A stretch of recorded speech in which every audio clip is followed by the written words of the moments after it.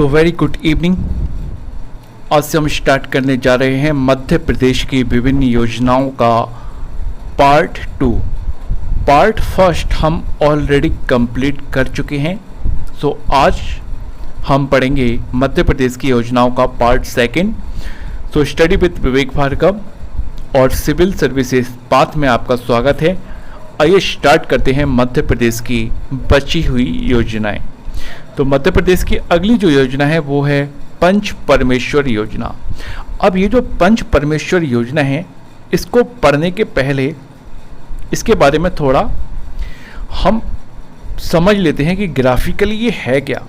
तो देखिए, पंच परमेश्वर योजना है क्या।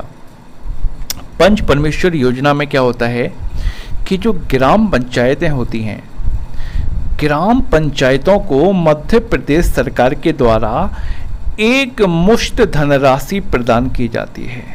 एक मुश्त धनराशि प्रदान की जाती है। जब ग्राम पंचायतें अपना विकास करती हैं तो उन्हें धनराशि के लिए पहले क्या होता था कि ये धनराशि टुकड़ों में दी जाती थी। तो टुकड़ों में धनराशि मिलने के कारण से ग्राम पंचायतों के जो कार्य हैं वह बाधित होते थे और उनका बहुत अधिक समय सरकारों का चक्कर काटने में चला जाता था और जो विकास के कार्य होते थे वो भी रुक जाते थे। तो इन सभी समस्याओं से निपटने के लिए मध्य प्रदेश सरकार के द्वारा पंच परमेश्वर योजना की शुरुआत की गई है, जिसमें प्रत्येक ग्राम पंचायत को उसकी जनसंख्या के हिसाब से, जितनी भी वहाँ की जनसंख्या है, तो जनसंख्या के हिसाब से पूरे वित्तीय वर्ष की एक मुश्त धनराशि ग्राम पंचायत को प्रदान कर दी जाती है। अब वित्तीय वर्ष क्या होता है? वित्तीय वर्ष वह होता है जो कि 1 अप्रैल से प्रारंभ होता है और 31 मार्च तक रहता है। तो प्रत्येक ग्राम पंचायत को पूरे फाइनेंशियल ईयर यानी साल भर की एक राशि जो कि इसको विभिन्न मदों में मिलनी थी, वो धनराशि उसको एक साथ प्रदान कर दी जाती है, जिससे कि ग्राम पंचायतें बेहतर तरीके से अपना विकास कर सकें। ओके, क्लियर हो गया? चलिए अब इसको हम समझते हैं, इसके जो भी फैक्ट्स हैं वो क्या है। तो देखिएगा, तो पंच परमेश्वर योजना, तो पंच परमेश्वर योजना के बारे में इसके फैक्ट हम देख लेते हैं।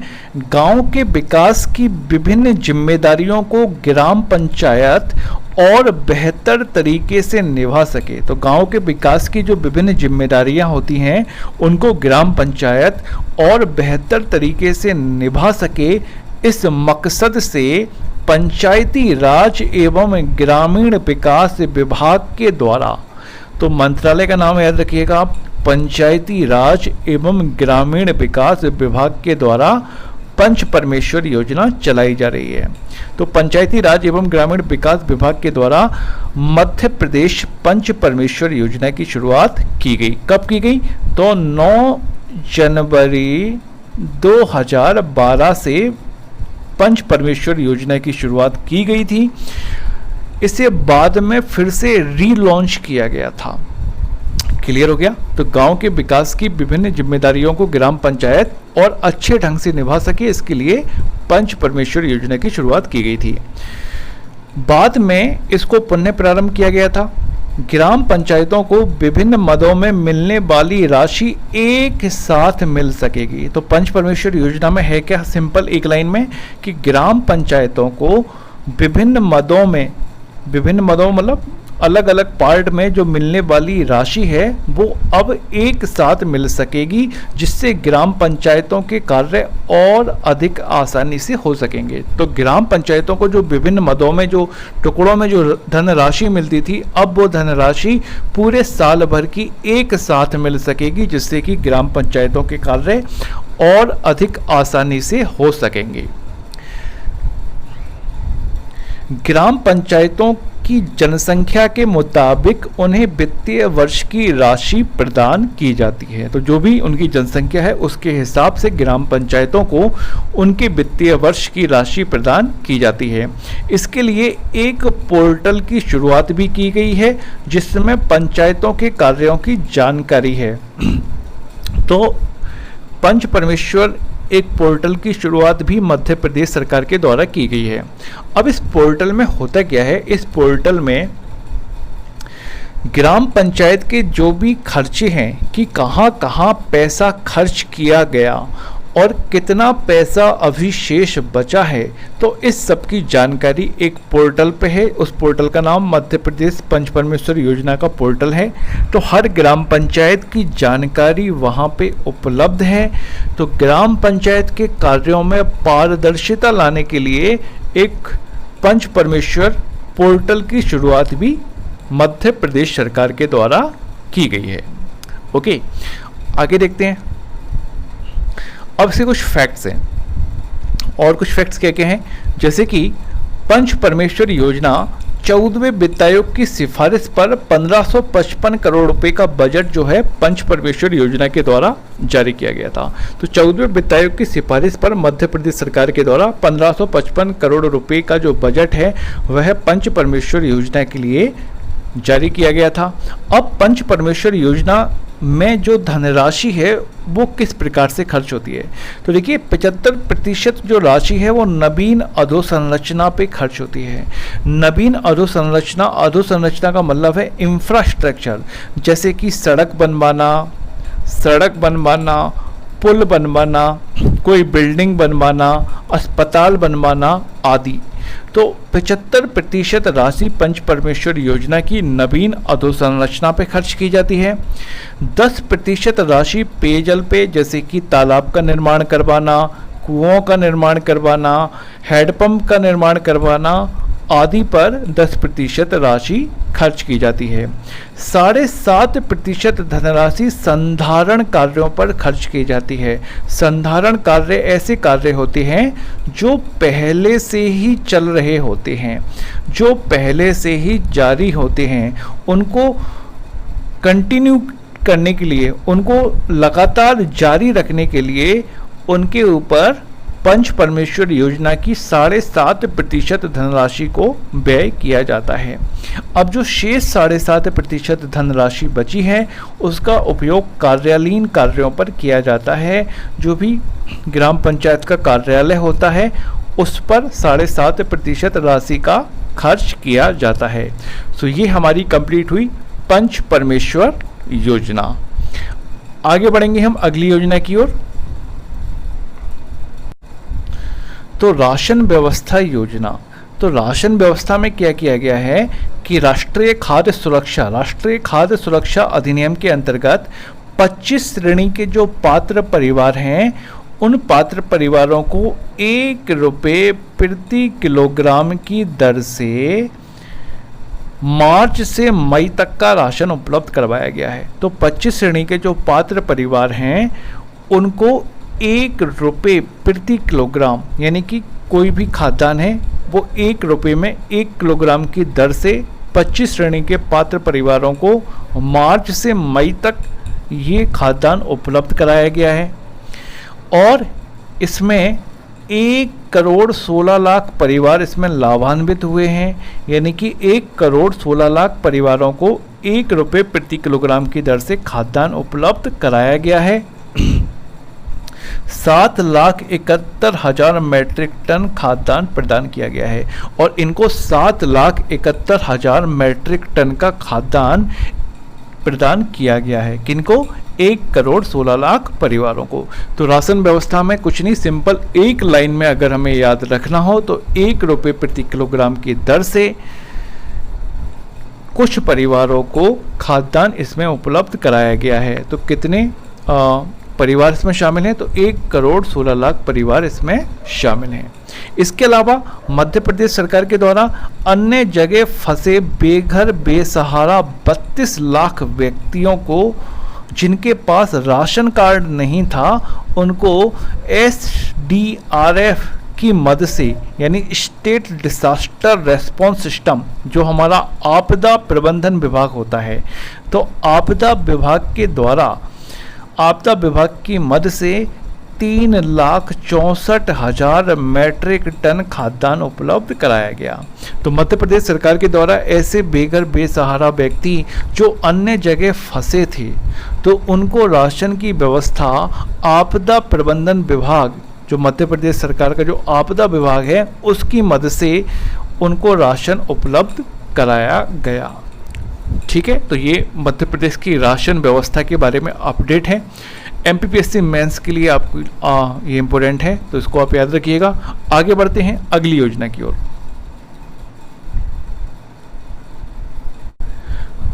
अब जो हमारी अगली योजना है वो है जीवन शक्ति योजना। तो जीवन शक्ति योजना बहुत ही इम्पोर्टेंट योजना है। अब जीवन शक्ति योजना के बारे में क्या क्या फैक्ट्स हैं, एक बार हम उनको समझ लेते हैं ग्राफिकली। तो देखिए, जीवन शक्ति जो योजना है, इस जीवन शक्ति योजना में क्या है कि कोरोना का संक्रमण बहुत अधिक तेजी से बढ़ रहा है। तो इसके लिए मध्य प्रदेश सरकार के द्वारा अप्रैल 2020 में जीवन शक्ति योजना की शुरुआत मध्य प्रदेश सरकार के द्वारा की गई। तो कोरोना बहुत अधिक तेजी से फैल रहा है, तो उस कंडीशन में सभी लोगों को अधिक से अधिक संख्या में मास्क उपलब्ध हो जाएं, अधिक से अधिक संख्या में मास्क उपलब्ध हो जाएं, और जो मास्क हैं वो कम कीमत पर उपलब्ध हों। तो मध्य प्रदेश सरकार की ऐसी कोशिश थी कि जीवन शक्ति योजना के तहत मास्क जो हैं कोरोना से बचाव के लिए, कोरोना संक्रमण से बचाव के लिए जो मास्क हम अपने चेहरे पर लगाते हैं उसकी कमी ना पड़ पाए, तो अधिक संख्या में मास्क का उत्पादन किया जाए और उन्हें कम कीमत पर लोगों को उपलब्ध कराया जाए। तो मास्क को लेकर ही, मास्क से संबंधित है जीवन शक्ति योजना। इसके अलावा तीसरी चीज़ इसमें यह है, इसके द्वारा जो शहरी क्षेत्र की महिला उद्यमी हैं उनको रोजगार प्रदान किया गया है। यानी कि शहरी क्षेत्र की महिलाएं मास्क बनाएंगी और उन मास्क को वो मध्य प्रदेश सरकार को बेचेंगी और मध्य प्रदेश सरकार उन्हें 11 रुपये प्रति मास्क के हिसाब से उनको उपलब्ध कराएगी। तो ये है जीवन शक्ति योजना, यानी कोरोना के संक्रमण बहुत अधिक ना फैले उसके लिए मास्क बनाने की ये योजना है। मध्य प्रदेश की जनता को कम कीमत पर मास्क उपलब्ध कराने की यह योजना है। चलिए, तो इसके बारे में जो फैक्ट्स हैं उनको अब हम डिटेल से देखते हैं।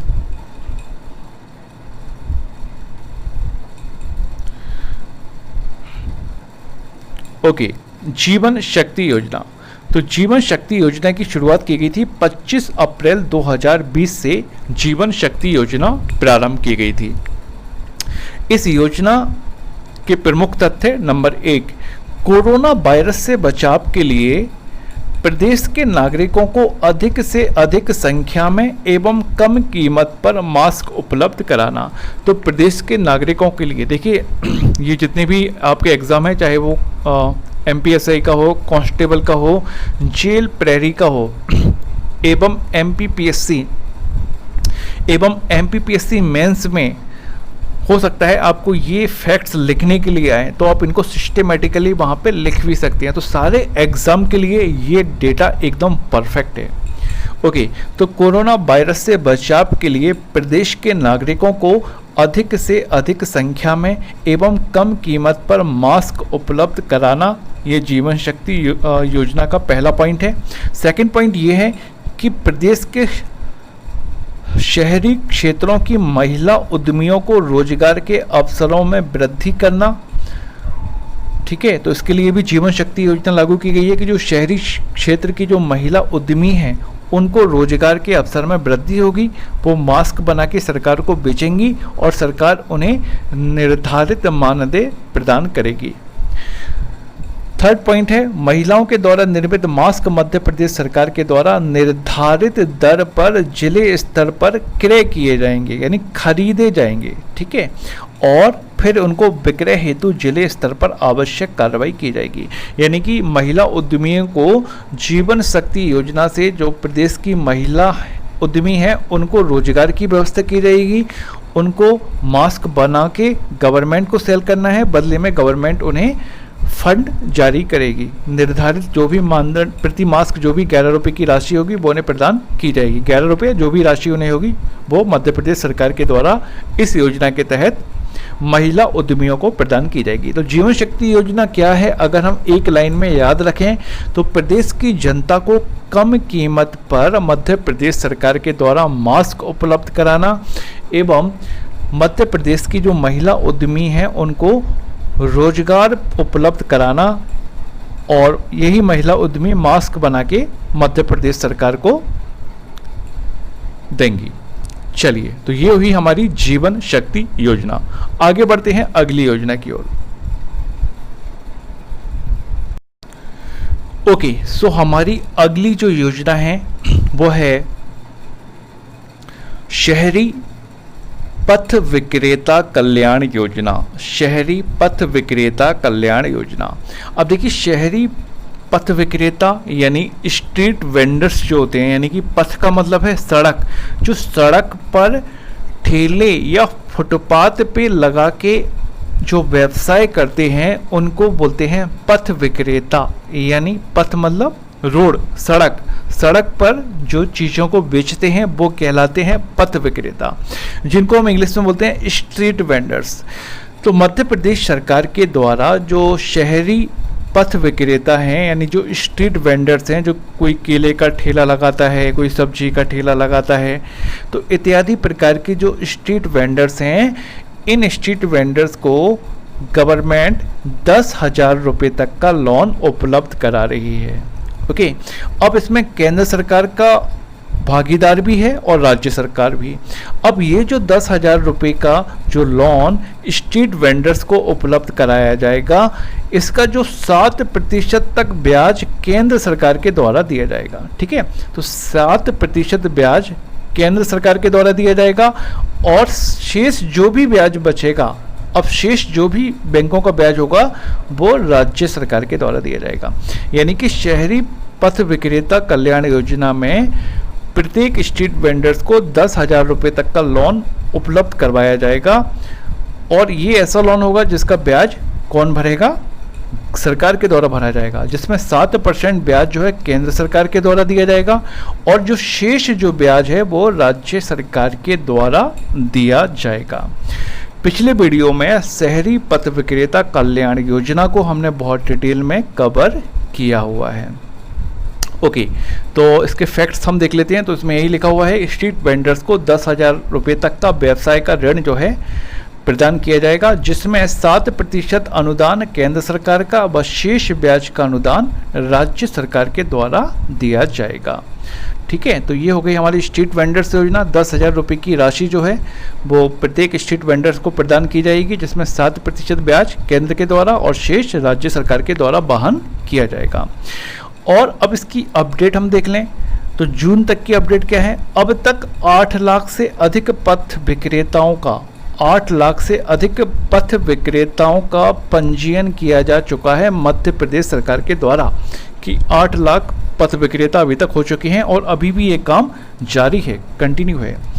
इस योजना को ग्रामीण क्षेत्रों में भी विस्तार करने की योजना है। यानी कि अभी तक ये योजना शहरी क्षेत्रों में थी, लेकिन अब इस योजना को ग्रामीण क्षेत्रों में विस्तारित करने की मध्य प्रदेश सरकार की योजना है, और इस योजना का लाभ 5,000 या उससे अधिक आबादी के कस्बों में 1.5 लाख पथ विक्रेताओं को दिया जा रहा है। तो ऐसे कस्बे जिनकी आबादी, जिनकी जनसंख्या 5,000 या उससे अधिक है, तो उनके 1.5 लाख जो पथ विक्रेता हैं उनको शहरी पथ विक्रेता कल्याण योजना का लाभ प्रदान किया जा रहा है। यानी शहर के अलावा ये कस्बों में भी है, और अब इसे गाँव में भी चालू विस्तारित करने का मध्य प्रदेश सरकार का प्लान है। तो एक लाइन में अगर हम याद रखें तो शहरी पथ विक्रेता योजना वह योजना है जिसमें स्ट्रीट वेंडर्स को 10,000 रुपये तक का ब्याज मुक्त ऋण प्रदान किया जाता है, जिसका 7% ब्याज केंद्र सरकार के द्वारा वहन किया जाएगा एवं शेष ब्याज राज्य सरकार के द्वारा वहन किया जाएगा। That's it. चलिए आगे बढ़ते हैं अगली योजना की ओर। ओके, सो हमारी जो अगली योजना है वो है प्रधानमंत्री गरीब कल्याण रोजगार अभियान।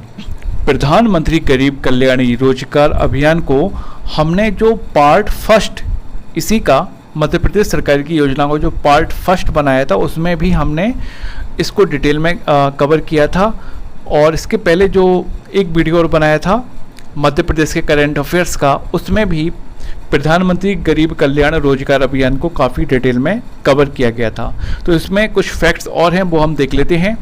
तो प्रधानमंत्री गरीब कल्याण रोजगार अभियान यानी गरीबों को रोजगार देने का ये योजना है और इस योजना की शुरुआत 20 जून 2020 को की गई थी। तो प्रधानमंत्री गरीब कल्याण रोजगार अभियान की शुरुआत कब की गई थी? तो 20 जून 2020 को इसकी शुरुआत की गई थी। और यह योजना 6 राज्य, अब 6 राज्य कौन कौन से हैं? तो मध्य प्रदेश, उत्तर प्रदेश, बिहार, राजस्थान, झारखंड और उड़ीसा। तो 6 राज्यों में यह योजना है। Very very important. प्रधानमंत्री गरीब कल्याण रोजगार अभियान कितने राज्यों में स्टार्ट किया गया है? 6 राज्य। कौन कौन से हैं? मध्य प्रदेश, उत्तर प्रदेश, बिहार, राजस्थान, झारखंड और उड़ीसा। अब इन 6 राज्यों के 116 जिलों में 125 दिन का रोजगार उपलब्ध कराया जाएगा। ओके, तो 6 राज्यों के 116 जिलों में 125 दिन का रोजगार केंद्र सरकार यानी प्रधानमंत्री जी के द्वारा उपलब्ध करवाया जाएगा। इसमें मध्य प्रदेश के 24 जिलों को शामिल किया गया है। अब इस प्रधानमंत्री गरीब कल्याण रोजगार अभियान में मध्य प्रदेश के 24 जिलों को शामिल किया गया है। और 24 जिले कौन कौन से हैं? तो जो मध्य प्रदेश करंट अफेयर्स का जो वीडियो है आप वहाँ जाके देख सकते हैं। उन 24 जिलों के मैंने नाम भी बताए हैं, पूरे वहाँ पर नोट्स अवेलेबल हैं। इसके अलावा 24 जिलों को शामिल किया गया है। तो जो रोजगार सरकार के द्वारा दिया जाएगा वो 25 कार्य क्षेत्रों में रोजगार दिया जाएगा। तो 25 क्षेत्रों में जो गरीब हैं उनको रोजगार दिया जाएगा। देखिए, जो प्रवासी मजदूर हैं जो लौट के विभिन्न राज्यों से मध्य प्रदेश में आए हैं वो भी इसमें लाभान्वित हैं, उनको भी इसमें रोजगार दिया गया है। इसका उद्देश्य यही है कि जो मजदूर हैं उनको लोकल लेवल पे जहां वो हैं वहीं आसपास उनको रोजगार उपलब्ध कराया जाए। तो इसमें 25 कार्य क्षेत्रों में रोजगार उपलब्ध कराया जाएगा। अब जैसे कि सामुदायिक शौचालयों का निर्माण करना, आंगनबाड़ी केंद्रों का निर्माण करना, मंडी की स्थापना करना, पशु शेड का निर्माण करना, पंचायत भवनों का निर्माण करना, वृक्षारोपण करना और सड़क निर्माण आदि। तो इन 25 क्षेत्रों में ये प्रमुख क्षेत्र हैं जिनमें गरीबों को रोजगार उपलब्ध कराया जाएगा। तो एक लाइन में अगर हम इसको याद करने की कोशिश करें कि प्रधानमंत्री गरीब कल्याण रोजगार अभियान क्या है, तो 20 जून 2020 को इसकी शुरुआत की गई थी। 6 राज्यों के 116 जिलों में 125 दिन का रोजगार इसके तहत उपलब्ध कराया जाएगा। और मध्य प्रदेश के हिसाब से देखा जाए तो मध्य प्रदेश के 24 जिलों को इसमें शामिल किया गया है और 25 कार्य क्षेत्रों में रोजगार उपलब्ध कराया जाएगा, जिसमें सामुदायिक शौचालय, आंगनबाड़ी केंद्रों की स्थापना, मंडी की स्थापना, पशु शेड, पंचायती भवन, वृक्षारोपण और सड़क निर्माण आदि शामिल है। तो ये हुई आपकी प्रधानमंत्री गरीब कल्याण रोजगार योजना, जिसमें गरीबों के लिए रोजगार उपलब्ध कराया जाएगा लोकल लेवल पे। कितने राज्यों में? 6 राज्यों में। आगे बढ़ते हैं अगली योजना की ओर।